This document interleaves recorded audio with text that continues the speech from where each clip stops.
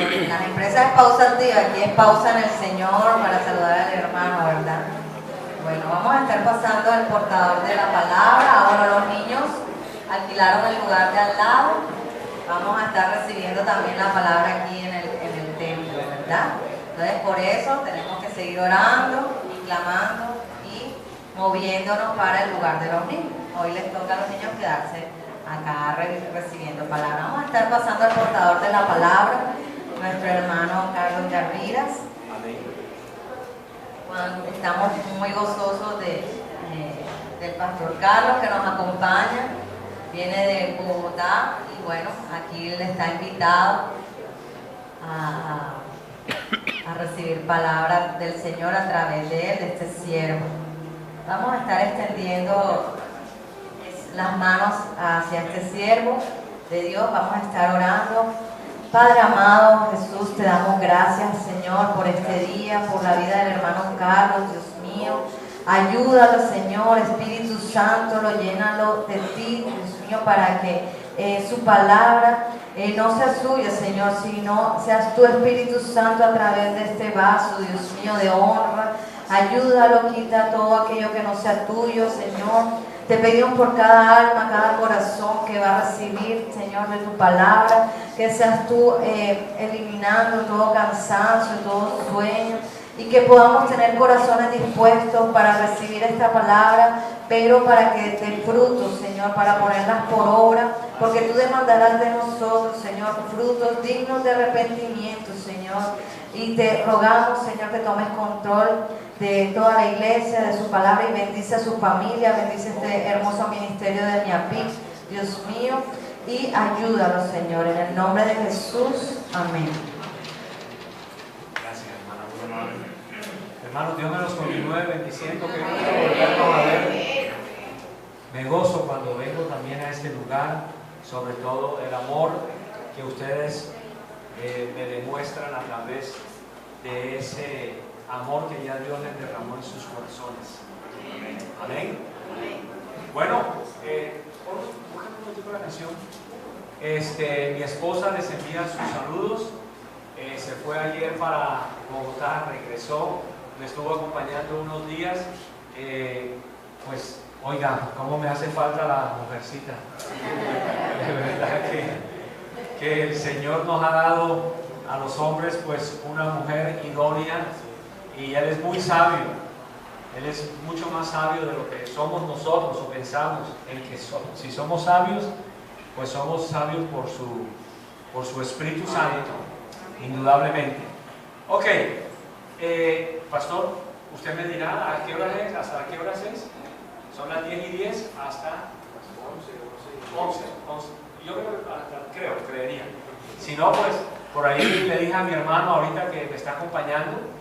Tengo un hermano que viene del exterior, de Estados Unidos, y bueno, coincidimos aquí en Barranquilla. Yo vivo en Bogotá, él es mi hermano mayor, Mauricio, creyente también en la fe.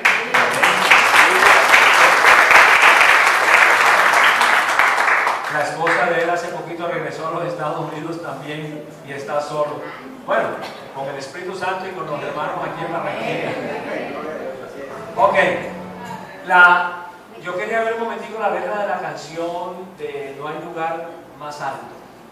En mi mensaje hoy es acerca de identidad.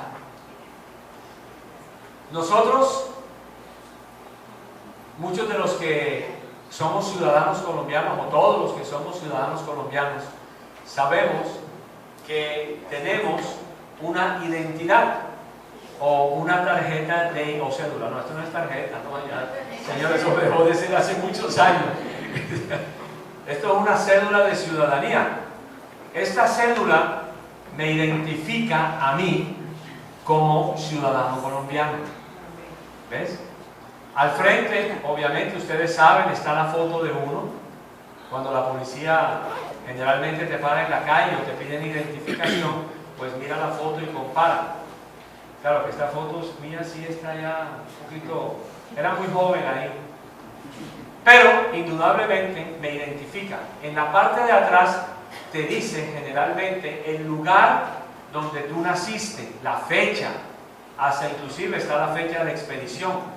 Por si acaso la mía es de 1977, o sea que eso fue hace años. Pero lo importante de todo esto es que esta cédula, en donde yo vaya por el territorio nacional, me identifica. Y me identifica como un ciudadano de Colombia. Cuando nosotros salimos al exterior, generalmente tenemos otro tipo de identificación, que es el pasaporte. Ese pasaporte me identifica a mí como ciudadano de Colombia. Es básicamente la identificación que nosotros utilizamos cuando estamos en el exterior. Entonces, esto, vuelvo y repito, simplemente es identificación como colombiano, como ciudadano de este país. Pero hoy lo más importante y lo que voy a enseñar es acerca de la identidad. Ahorita estábamos cantando esta canción, ¿se acuerdan? Muy bien, adelántamelo un poquito, hermano. Muy bien, pero hay otro, un poquito más. No, otro.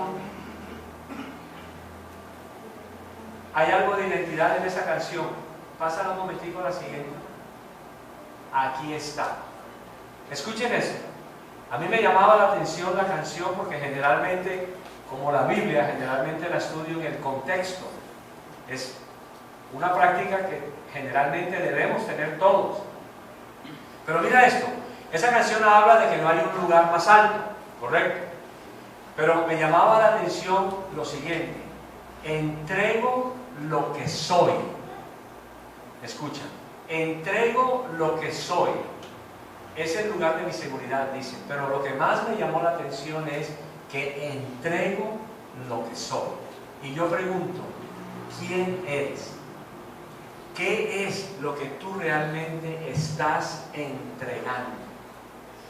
Porque cuando la palabra de esa letra está diciendo que entrego lo que soy, indica que ya en ti supuestamente no debe haber nada de tu vieja naturaleza. No debe haber nada que te identifique como ciudadano colombiano. Tiene que haber identificación en Cristo, como hijo de Dios, como ciudadano y obviamente extranjero en esta tierra, pero ciudadano de los cielos. Amén. Amén. Gracias, mi hermano. Ese era el punto en el que quería enfocarme. Entrego lo que soy. Muy bien, pero la pregunta, ¿con quién te identificas tú como cristiano? ¿Qué significa para nosotros la frase en Cristo? Y aquí voy a poner una pregunta que tiene que ver con la lógica. La lógica. Pero estábamos hablando ahorita acerca de la identidad y de la identificación y en cómo nos identificamos nosotros y qué tiene que ver la lógica en todo este asunto. Yo les explico más adelante. Ustedes conocen en la lógica una ley que se llama la ley de la identidad. ¿Sí la conocen? Muy bien, más adelante hablaré de eso. Entonces, cuando nosotros conocemos la ley de la identidad, esto nos va a ayudar a ubicarnos con quién realmente nos identificamos. Pero si un creyente todavía no conoce la ley de la identidad, esto indudablemente puede afectar su identidad en Cristo. ¿Sí? Puede en algún momento adulterar o no ser muy clara la persona en quién está realmente, si en Cristo o está todavía en la vieja naturaleza o en el antiguo yo. Esto es importante. Un cristiano obviamente tiene que identificarse con alguien y ese alguien obviamente es Cristo. Un verdadero cristiano ya no se identifica ni consigo mismo, porque toda su identidad está totalmente en Cristo. Entonces, Después de conocer esta ley de la identidad, mi pregunta sería entonces, ¿cómo afecta la ley de la identidad mi vida como cristiano?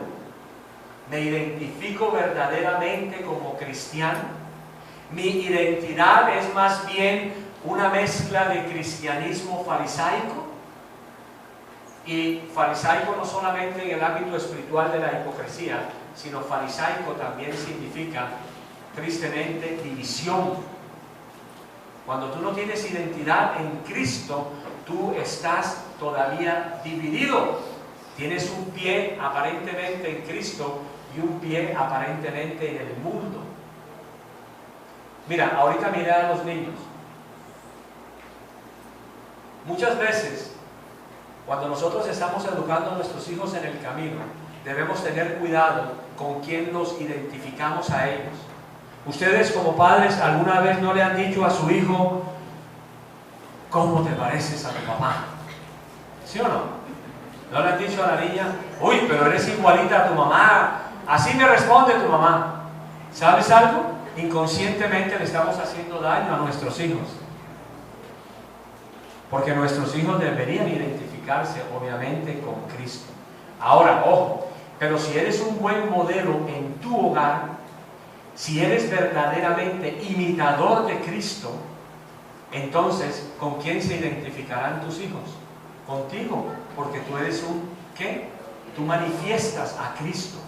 Tu identidad es muy clara para tus hijos y eso les va a ayudar a ellos a también identificarse y decir, uy, yo sí quiero ser como mi papá, pero no mal geniado, no mal hablado. Yo quiero identificarme con mi papá, porque mi papá refleja a Cristo.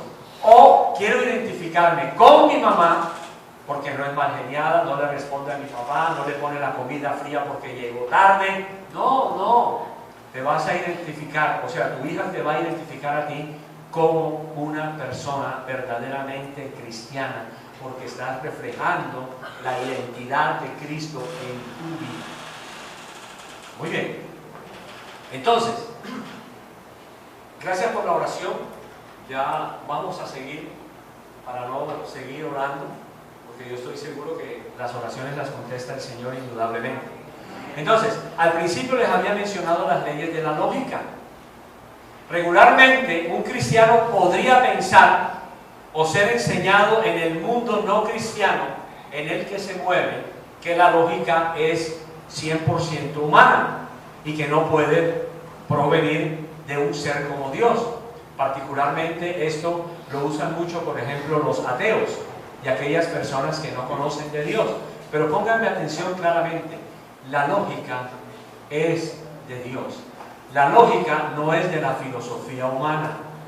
Posiblemente aquí en la universidad te enseñaron, si eres un filósofo o si has tenido alguna experiencia en docencia, posiblemente te enseñaron en filosofía que nosotros somos seres humanos lógicos.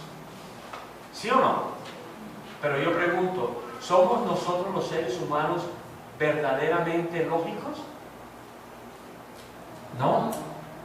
Porque lo que puede ser lógico para la hermana puede ser ilógico para mí. Lo que puede ser lógico para una persona en el hogar, el hombre, por ejemplo, puede ser ilógico para la mujer. Para los hijos puede haber aún formas ilógicas en nuestras maneras de pensar o de actuar. ¿Ves?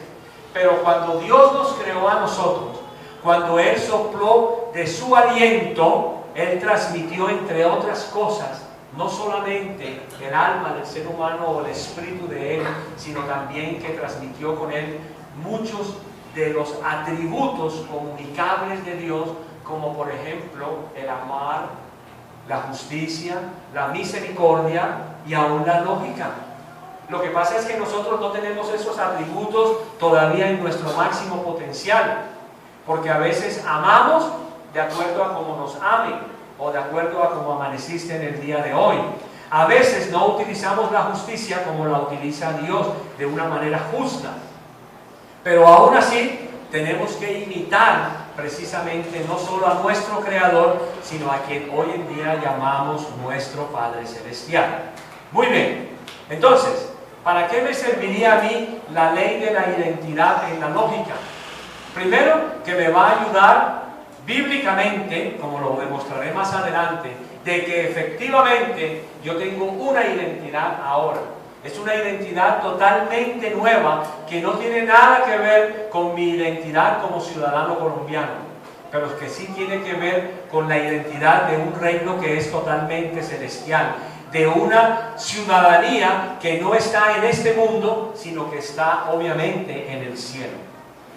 Con la ley de la identidad, yo soy capaz de identificar también a todas las personas que se encuentran a mi alrededor. Con esta ley, yo también puedo identificar el pensar de una persona y puedo decir, ¿es cristiano o no es cristiano? Por su manera de actuar. Porque si él no refleja la identidad de Cristo como tal, ¿será cristiano? Porque como cristianos tenemos que reflejar indudablemente e identificarnos totalmente con Cristo. Con la ley de la identidad yo puedo identificar a una persona si es contraria a Dios, en este caso un ateo. ¿Ves? Por eso nosotros como cristianos no podemos decirle amén a lo que enseñan los ateos o a lo que pretenda decir un ateo acerca de cómo manejar un gobierno. Porque un ateo finalmente no puede manejar bien y de ninguna manera nada que sea bueno, porque es un hombre que es contrario a Dios, que es un enemigo de Dios. Y también yo puedo identificar a una persona que en cierto sentido podría tener conocimiento de Dios, pero que ese conocimiento no lo va a hacer totalmente cristiano tampoco, y que aún así va a ser todavía enemigo de Dios. ¿Sí me expliqué? Voy a volver a resumir ya este poquito de la introducción para poder seguir adelante. Escuchen esto. ¿Con quién nos identificamos nosotros? ¿Quién es verdaderamente nuestra identidad? 1. 2. Nosotros como cristianos, al conocer la ley de la identidad y saber quiénes somos y quiénes somos en Cristo particularmente, me va a ayudar a mí, primero, a ver si efectivamente soy cristiano, a analizarme para ver cuáles son las actitudes que yo como cristiano supuestamente debo estar reflejando para que la gente identifique en mí a Cristo. También me va a ayudar a determinar, por ejemplo, cuando una persona es atea, ¿sí? Porque esa persona seguramente hablará en contra de Dios, y me va a ayudar también esta ley de la identidad a identificar a alguien que pueda en un momento determinado conocer de Dios, pero que obviamente esto no le va a dar la salvación. Entonces, todo esto me va a ayudar a mí. Cuando yo entro en la Escritura, en la palabra de Dios, y yo empiezo a leer una serie de características que deben identificarme a mí como Cristo, mi vida tiene necesariamente que cambiar. Porque no me puedo quedar con lo mismo. Yo no puedo estar en el mundo al que llamo cristiano, que es un mundo totalmente espiritual, y actuar todavía como si yo estuviera en el mundo. No puedo. De hecho, nada de mi carácter antiguo en mi vieja naturaleza puede prevalecer. Porque se supone que me estoy identificando con Cristo y que lo que yo tengo que reflejar en mi vida diaria va a ser solamente a Cristo. ¿Ves? Por eso cuando tú le dices al niño, uy, ¿cómo te pareces a tu papá por tu manera de actuar? Mira, igualito que él, me responde de la misma manera, grosero, caray. Nos reímos, pero te voy a explicar. Estando en... bueno, ustedes saben que vivo en Bogotá, no estando en Bogotá, sino como yo vivo en Bogotá. En una ocasión llegó una hermana de la iglesia y estábamos hablando precisamente sobre identidad. Y el niño de 8 años siempre lo escuchaba yo decir, es que mi mamá me dice que yo me parezco a mi papá. Es que mi papá me dice a mí que yo me parezco a él. Y eso lo hacía sentir bien. Entonces, pero ese niño todavía no tenía como que una identidad muy clara acerca de él, no del papá, no de la mamá, sino acerca de Él. Entonces lo puse en un espejo, ahí que tenemos nosotros en la entrada de la casa, y le dije, mírate un momentico. Mateo se llama él. Mateo, mírate un momentico. ¿A quién ves tú ahí en ese espejo? Dime, ¿a quién ves tú ahí? ¿Tú ves a tu papá ahí? ¿Tú ves a tu mamá ahí? ¿A quién ves tú ahí en ese lugar, en ese espejo? Me dijo, a mí. Muy bien. Entonces, tú eres tú, tu papá es tu papá y tu mamá es tu mamá. ¿Y por qué le decía esto al niño? Porque desafortunadamente el papá, en cierto sentido, no refleja el carácter de Cristo en su hogar. Entonces el niño tiene una confusión. ¿Sí me voy explicando aún más? Muy bien. Ahora sí, entonces vamos a la palabra de Dios en 2 Corintios 5:17. Entonces, si usted no se identifica, mientras ustedes buscan la cita, si ustedes no se identifican como lo que verdaderamente son, como cristianos, esta falta de comprensión de identidad no te va a ayudar a ti en el desarrollo de tu vida, en el ámbito espiritual como cristiano, y obviamente tampoco te va a ayudar en el mundo. Segundo, si te identificas como lo que eres verdaderamente como cristiano, identificado solamente en Cristo, tu vida, tanto a nivel espiritual como ante el mundo, se va a desarrollar conforme a la única identidad que tú tienes, y es la identidad en Cristo. Nosotros de este mundo ya no tenemos nada. Sí, ya no tenemos nada. Estamos en este mundo, es cierto, pero nosotros no debemos desear nada de lo de este mundo. Nosotros no nos podemos identificar ya ni siquiera como costeños. Sí, no debemos identificarnos ni siquiera como costeños. Ni siquiera debemos identificarnos como santanderianos. Yo soy santanderiano, pero yo no me identifico ya como santanderiano. Ni siquiera ese cuento de mal genio, ni siquiera el cuento de que la mujer santanderiana, eso sí es una berraca. No, nada de eso. Ni ese pensamiento tan equivocado que tiene la gente acerca de los costeños. Es que el costeño es perezoso. No, nosotros ya no nos identificamos con nada de eso. Nosotros no nos identificamos ya con nuestra cultura. ¿Sabes por qué? Porque nosotros tenemos que identificarnos como lo que verdaderamente somos, como hijos de Dios, sabiendo y entendiendo que tenemos que reflejar es solamente a Cristo en nuestras vidas. Por eso la cultura ya no tiene nada que ver en nosotros, ni las tradiciones menos, porque nosotros estamos en Cristo, y a Cristo es a quien nosotros tenemos que reflejar. Amén. Entonces dice 2 Corintios 5:17, de modo que si alguno está en Cristo, es una nueva creación. Las cosas viejas pasaron, he aquí han sido hechas nuevas.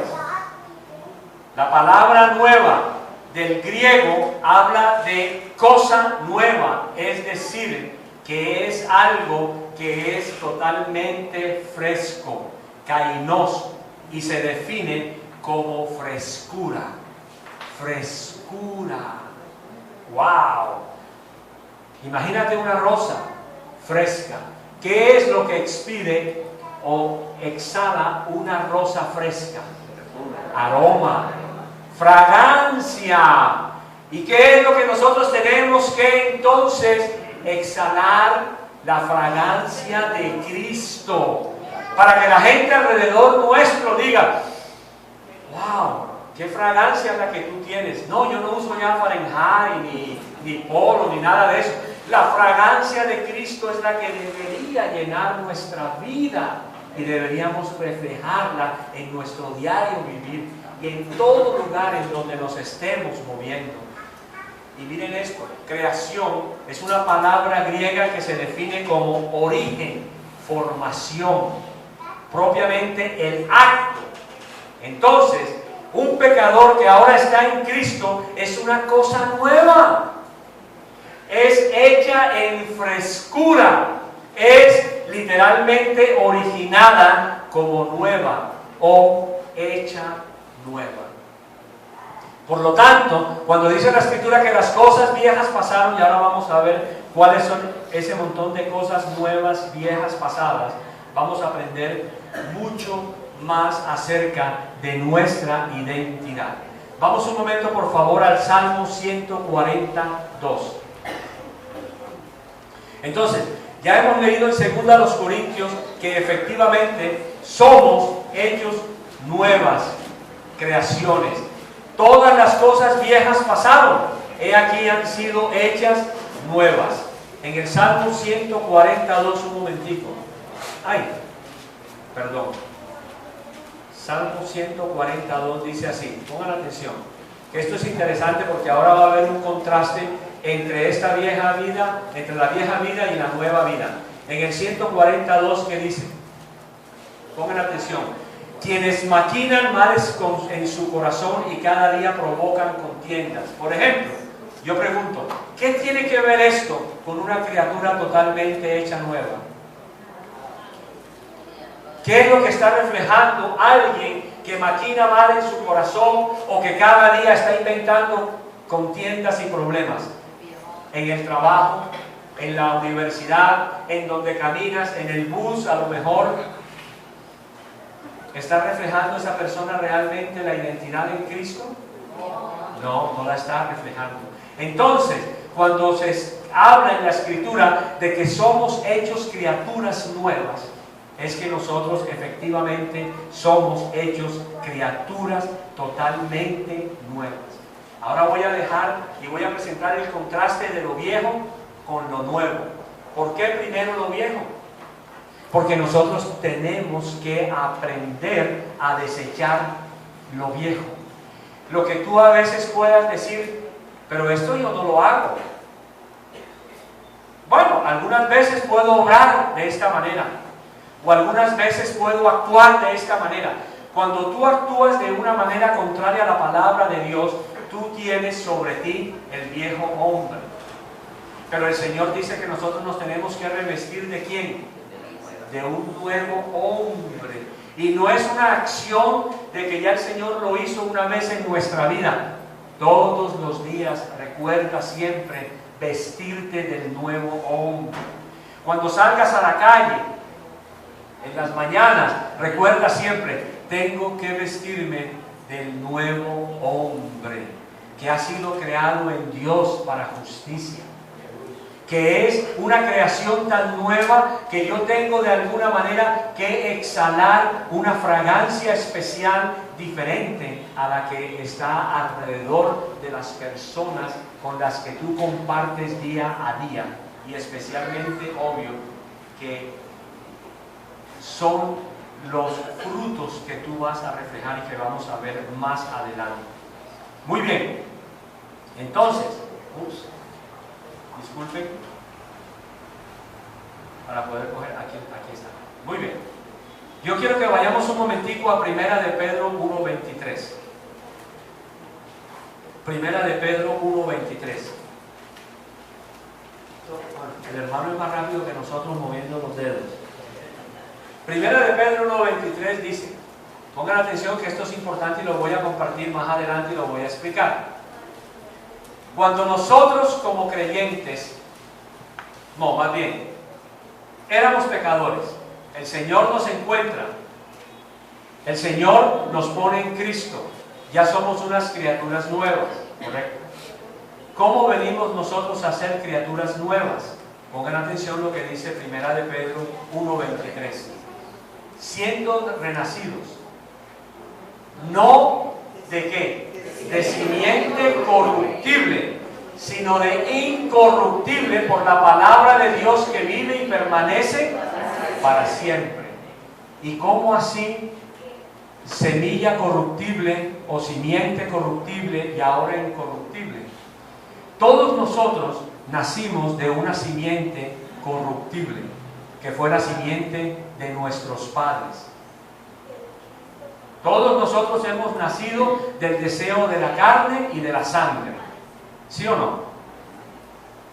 Pero de una simiente corruptible naciste del deseo de la carne y de la sangre. Pero ahora, oído, ahora en Cristo, esa simiente ya no está más en ti. Ahora hay una simiente que es incorruptible. Incorruptible. Que ha sido por la palabra de Dios que vive y permanece para siempre. Muy bien. ¿Y qué es la palabra de Dios que vive y permanece para siempre? ¿Quién es realmente? El Hijo. Es el Hijo, la palabra viviente del Dios Todopoderoso. Entonces, estar en Cristo ahora nos hace a nosotros personas nacidas incorruptibles por la palabra de Dios que vive y permanece para siempre. ¿Y de quién proviene todo esto? Solamente proviene de Dios, quien nos reconcilió consigo mismo por Cristo y nos confió el servicio de la reconciliación. ¿Hasta ahí vamos claros? Muy bien. Ahora sí vamos a presentar el fruto de la vida de alguien que no está en Cristo. ¿Por qué? Les voy a comentar por qué nuevamente para recordarlo. Voy a hacer el contraste de cómo obra una persona que no está en Cristo, para que cuando haga el contraste de la persona que está en Cristo, ustedes puedan ser tocados por el Espíritu Santo, reconocer lo que en estos momentos han estado haciendo en sus vidas y tomar una decisión: cambiar o cambiar, porque no hay de otra. Teniendo en claro entonces que hemos nacido de una simiente incorruptible, todos nuestros actos deberían ser también como los del Señor Jesús, en justicia, en misericordia, en benignidad, en amor. ¿Ya? No teniendo hijos predilectos, no teniendo miembros de la iglesia predilectos tampoco, ni especiales. Porque cuando eso hacemos acepción de personas y no estamos obrando como Cristo. Escuchen entonces el fruto de la vida de alguien que no está en Cristo. Empezamos en 1 Corintios capítulo 3. 1 Corintios capítulo 3. 1 Corintios 3. Muy bien. ¿Qué dice esta porción de la Escritura? Todo lo que vamos a ver ahora no son acciones que debería ser un verdadero cristiano. Entonces, si identifica tu ser o te identificas con alguna de estas, vuelvo y repito, espero que el Señor te hable y podamos cambiar. 1 Corintios dice, gracias, de manera que yo, hermanos, no pude hablaros como a espirituales, sino como a carnales, como a niños en Cristo. Versículo 2, por favor. Os di a beber leche y no vianda, porque aún no erais capaces ni sois capaces todavía. Versículo 3. Mire esto. Porque aún sois carnales. Pues habiendo entre vosotros celos, contiendas y disensiones, ¿no sois carnales y andáis como hombres?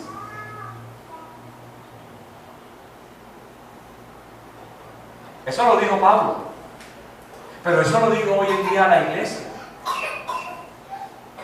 A cualquier persona que no está andando correctamente, hay que exhortarle y decirle: mira, estás siendo un carnal, eres un bebé. Pero aún siendo bebé, tampoco se justificaría en particular una acción de una persona que no refleje efectivamente el carácter de Cristo, porque lo tenemos que formar, así como formamos a nuestros hijos. Y entonces el apóstol Pablo está haciendo un contraste y está diciendo: mira, ustedes son carnales, porque entre ustedes todavía hay celos, disensiones, divisiones, y supuestamente esto no debería haber en el cuerpo de Cristo. Santiago capítulo 3 versículos 14 y versículo 16. ¿Qué dice la Escritura? Ahí está nuevamente. Esta es otra actitud de gente que es totalmente carnal. que no está obrando ni está siendo guiada por el Espíritu Santo de Dios. Pero si tenéis celos amargos y contención en vuestro corazón, no os jactéis ni mintáis ¿qué? Contra la verdad. Porque si tú no reconoces, por ejemplo, algo que no esté de acuerdo con la palabra de Dios en ti, tú no le estás mintiendo al pastor, tú no me estás mintiendo a mí, tú no le estás mintiendo a tu esposa, ni le estás mintiendo a tu esposo, tú le estás mintiendo a la verdad. ¿Y quién es la verdad? Es Cristo. ¿Qué dice el versículo 16 más adelante? Porque esta sabiduría, ¿cuál sabiduría? Con la que a veces obramos en muchas ocasiones, no es la que desciende de lo alto. Nota esto, eso es terrenal, animal y diabólica. Entonces, cuando yo obro con celos contra mi esposa, por ejemplo, celándola, oye, ajá, mi amor, ¿y qué? ¿Recibiste un WhatsApp? ¿Y por qué no me lo dejas ver? Entonces la señora a veces, no porque no se lo quiera dejar ver al marido, por favor, sino por alguna cosa que necesita saber ella. Entonces ya el hombre entra en celos con la esposa. Pastor, allá está mi esposa escribiéndose en WhatsApp y no me deja ver nada de eso. Y ya estoy empezando a sentir celos. Déjame decirte que eso es terrenal, animal y es diabólico.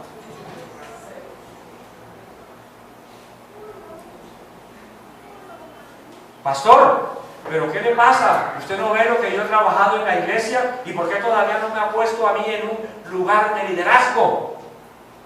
Eso es celos. Eso es animal, es terrenal, animal y diabólico. El Señor algún día te va a poner, pero no eres tú quien lo hace. Pastor, mire, a mí me dice la gente, me podría decir en Bogotá, uy, pastor, vea, mire todo lo que hice, esto, vea, me esforcé, hice los sándwiches para la reunión de mañana, la gaseosita está fría. ¿Listo? ¿Cuál es el problema? ¿Qué quieres? ¿Honor? No. Sé un siervo, callado, haz tu obra, el punto. Eso es terrenal, eso es animal, es diabólico. Nunca hagas nada para que el pastor te vea o para que alguien del grupo te pueda ver. Siempre hazlo como para la gloria de Él. Y cuando nosotros entendemos esto, que todo es para su gloria, entonces yo siempre lo haré. A mí no me importa que a mí me toquen el hombro y me digan, te felicito, hermano. No, porque yo sé que yo estoy haciendo todo para Él. Ahí está mi tesoro, ahí es donde yo lo guardo. ¿Ves?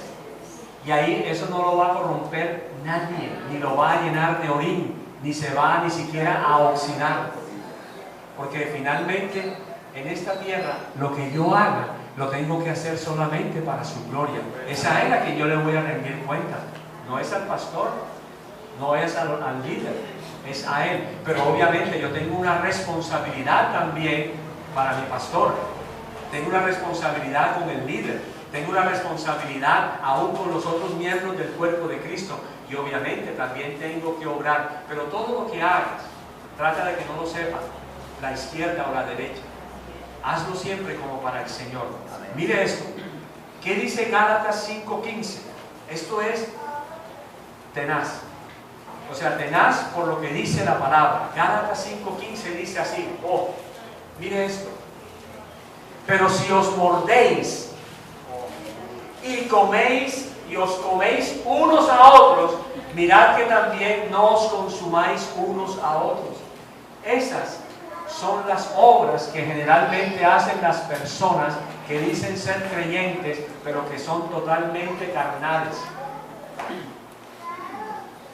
Morderse y comerse. Uy, terrible. Ahorita vamos a ver un poquito más de eso, lo que significan estas palabras.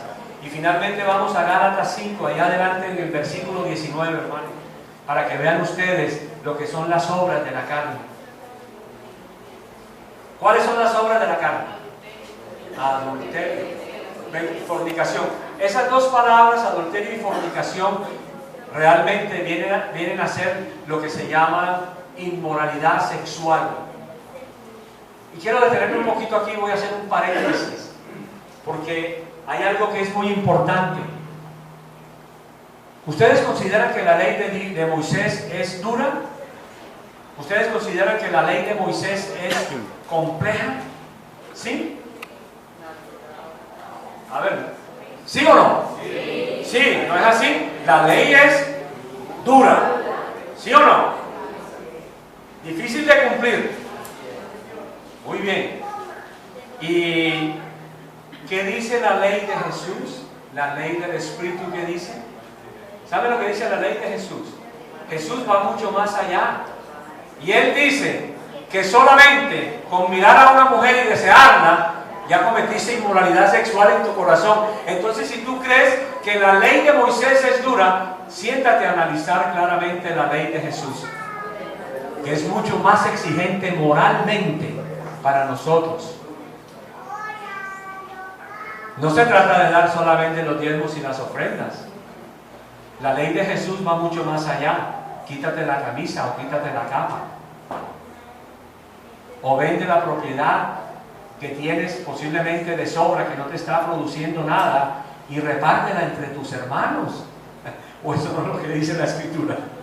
Entonces, ¿cuál es la ley más compleja? ¿La de Moisés o la ley de Jesús hoy día? Entonces no confundan la gracia. Tienes que ir mucho más allá con la ley de Jesús. Entonces, inmundicia, laxivia. Siguiente. Por favor, hermano. El 20. Idolatría, hechicerías, enemistades. ¡Wow! Pleitos. Celos. Iras. Contiendas. Disensiones. Herejías. Versículo 21. Envidias. Homicidios. Hermano, un momento. Yo no he matado a nadie, ¿no? Pues déjame decirte que si tienes odio, rabia en tu corazón contra un hermano, ya has cometido homicidio. No te vas a librar de la ley de Jesús. Dice la Escritura, borracheras, orgías y cosas semejantes a estas, acerca de las cuales, ¿qué? Os amonesto. Como ya os lo he dicho antes, que los que practican tales cosas no heredarán el reino de Dios. Muy bien. Me distraje y se me bajó este. Entonces, ¿qué es lo que nos está diciendo aquí el Señor? Y brevemente se los digo. Este es un contraste. Este es un contraste de lo que normalmente está haciendo el cristiano en su vida casi diaria, mis amados hermanos. Y tú le dirás a mí, eso es exagerado. No, no es exagerado. Lo vivo, porque también soy pastor. Ustedes no saben que entre los cristianos se comen y se muerden. Y si no, miren, por ejemplo, el ejemplo claro lo tuvimos hace poco en estas elecciones. Y perdonen que hable de esto, no me gusta hablar de política desde un púlpito, pero miren cómo nos estábamos mordiendo y cómo nos estábamos nosotros prácticamente que desechando a los otros cristianos, porque es que yo creo en fulano de tal, y yo confío en el otro, y yo confío en este, y este es el que va a ser, y este es el que tiene que cambiar la situación en nuestro país, porque es que ¿cuál? ¡Mentiras! ¡Mentiras! Porque la única confianza que tú tienes que tener, así hubiera puesto Dios a quien hubiera creído y querido poner aquí en esta tierra, tenías que seguir viviendo aquí y confiar solamente en Él, porque Él es el único que te provee, el único que te sustenta. Amén. Pero nos estábamos comiendo por situaciones y por pensamientos diferentes. Es increíble lo que yo leí en el Facebook.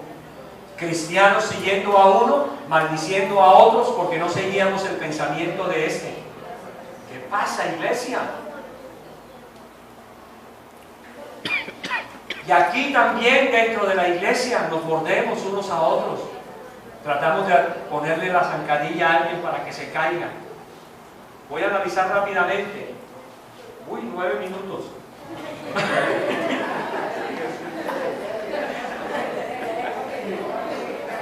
Carnales, escuchen, carnales, rápidamente voy a analizar las palabras. Carnales, es decir, naturaleza humana, o sea, lleno de pasiones y lleno de una moral que no es verdaderamente absoluta. una moral absoluta, carnales. En este contexto es negativo y es contraria al espíritu. Celos, como lo que hablaba hace un momento, como un esposo. Y escuchen, los celos, cuando tú tienes celos contra alguien, en este caso contra tu esposa, en este caso contra el hermano que está posiblemente teniendo un ministerio que va en crecimiento, ¿saben lo que es eso? Es como si tú tuvieras a esa persona como enemiga tuya. Por eso cuando tú celas a tu mujer, la estás viendo como enemiga. Cuando tú celas al hermano en la iglesia, lo estás viendo como un enemigo. Y se supone que somos hijos del mismo Padre.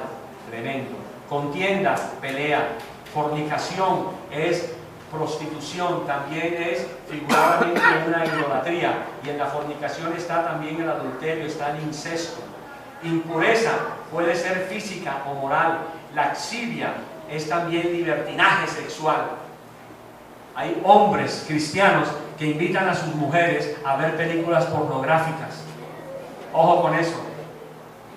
Uy, sí, he recibido correos de gente de afuera, de Colombia.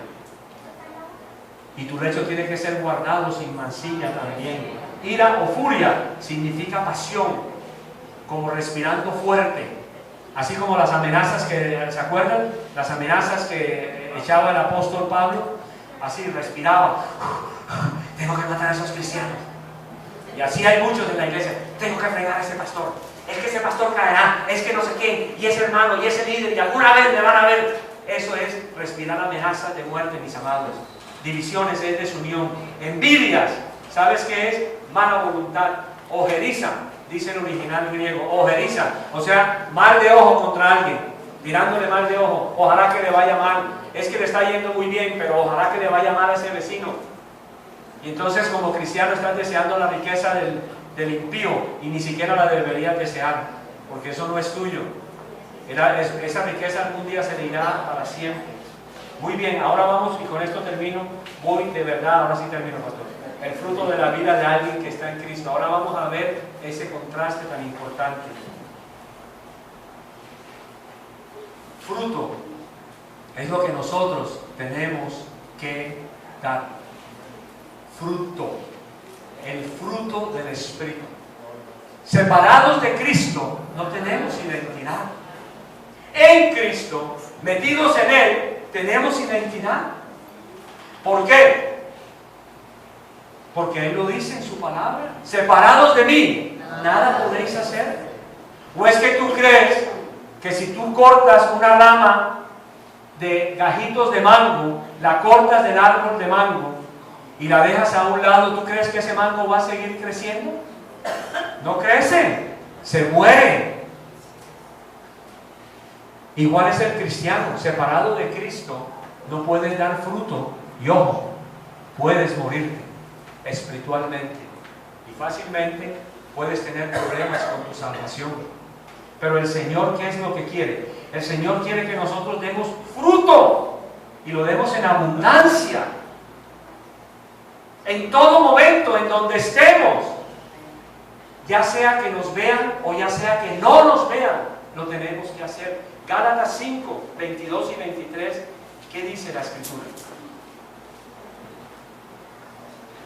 Ahí está.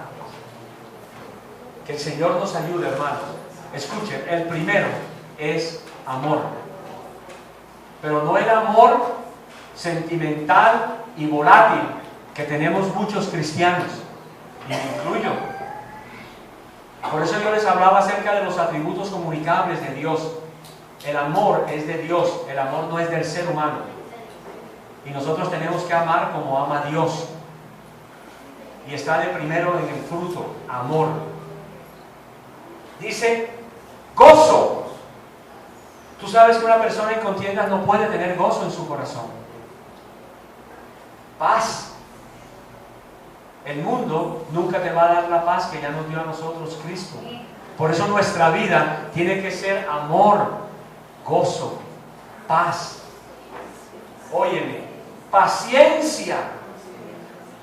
Tú sabes que Dios ha tenido mucha paciencia con nosotros y ni se diga de su benignidad. ¿Y tú por qué entonces no tienes paciencia con tu prójimo más cercano? ¿Por qué eres impaciente? ¿Por qué no tienes benignidad si Dios la ha tenido contigo? Y si Dios a ti te perdonó todos tus pecados y nunca jamás se va a volver a acordar de ellos, ¿tú quién eres para que te acuerdes del pecado de tu prójimo? Bondad, fe. Hermano, el siguiente, por favor. Mansedumbre. Sí, pastor. O no, pastor. ¿Por qué no? Por esto y esto y esto, pero con mansedumbre. Así te identificas con Cristo. Templanza, constancia en todo lo que hagas. Contra tales cosas que dice la Escritura, no hay ley, pero la ley mosaica, no la ley del Señor Jesús, porque esa es la que más nos exige a nosotros. ¿Y qué dice? Y la razón de este fruto la afirma el versículo 24, 25 y 26, que dice así: pero los que son de Cristo, ¿qué? Han crucificado la carne con sus pasiones y deseos. Un momento, antes de que pases al siguiente versículo. ¿Ustedes no conocen el versículo que dice, mas no vivo yo, no vivo yo, mas Cristo vive en mí? ¿Sí? ¿Y por qué no lo estamos aplicando en nuestra vida diaria? Tú sabes que cuando el apóstol Pablo estaba diciendo que él no vivía, eso significaba que todos sus deseos, todo su éxito, todo su futuro, todos sus logros ya no eran de él, eran solamente de Cristo y para Cristo. Por eso a mí cuando la gente me dice éxitos en tus negocios, éxitos en tu ministerio, bueno, gloria a Dios por ese buen deseo, pero sabes que ya no son mis éxitos, ya no son mis logros, todo es de Él y para Él y en Él. Y finalmente dice el siguiente versículo: si vivimos por el Espíritu, ¿qué? Andemos también por el Espíritu. Y el versículo 26 termina diciendo: no nos hagamos, ¿qué? Repítelo otra vez. No nos hagamos vanagloriosos. No te vanagloríes de lo que estás haciendo para el Señor. ¿Por qué? Ni tampoco nos irritemos los unos a los otros, envidiándonos. Óyeme, envidiándonos unos a otros. Repito entonces, ¿con quién te estás identificando? Ya tuviste un contraste, ¿correcto?, de lo que no es, y ahora estás viendo un contraste de lo que efectivamente debería ser. ¿Qué es lo que realmente nos está llevando a nosotros a trabajar para el Señor? ¿Mi vanagloria? ¿Mis éxitos? ¿Mis triunfos? Que me puedan decir y tocarme en la espalda: oye hermano, usted sí es un berraco trabajador. No, analicémonos, revisemos nuestro corazón, que verdaderamente no haya engaño en nosotros y que podamos reflejar efectivamente ese carácter de Cristo, entendiendo claramente que en Cristo estamos justificados por su gracia. En Cristo no hay condenación para los que viven conforme al Espíritu. En Cristo nada ni nadie me podrá separar de su amor. En Cristo soy una nueva criatura. En Cristo y por la fe en Él soy hijo de Dios. En Cristo Jesús soy bendecido con toda bendición espiritual en lugares celestiales. Eso es lo que a mí verdaderamente me identifica como Cristo. Y solamente Cristo. Yo solamente tengo que reflejar a Cristo en mi vida. Mi olor, mi fragancia tiene que ser la de Cristo. No puede ser mi fragancia. Pero así podría continuar. Llegue a su casa hoy y busque todo lo que sea en Cristo para que siga identificándose con Cristo. Y con esto concluyo. ¿Estoy conformado a la imagen de Cristo? Un corazón que realmente reconozca que sin Él nada somos. Entonces, si Él nos ordena que seamos como el Hijo, tenemos que ser como el Hijo. Amén. Amén.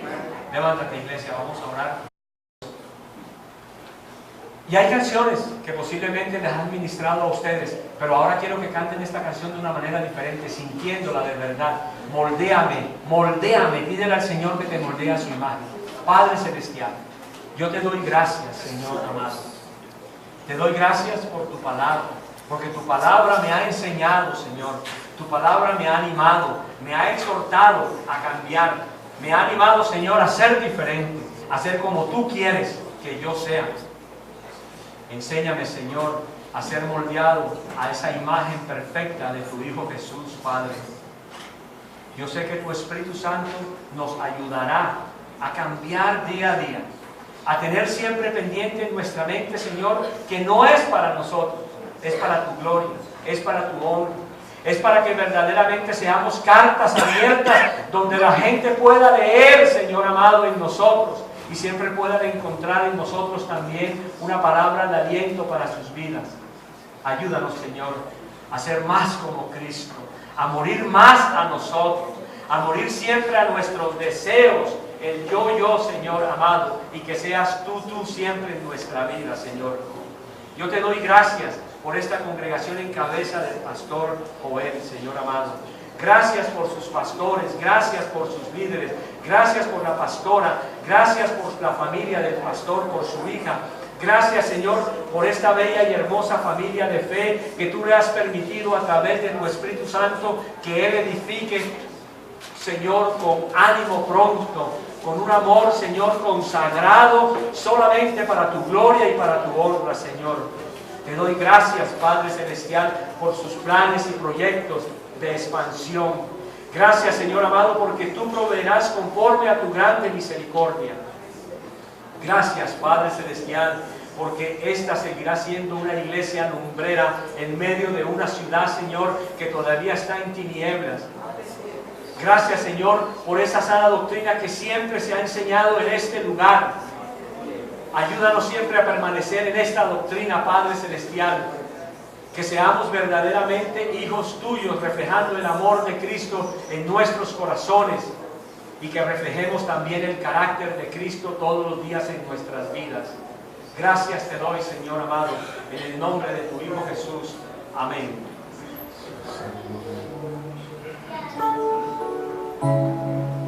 Sí, Señor Jesús. Tú vas con nosotros, Señor. Yo sabe que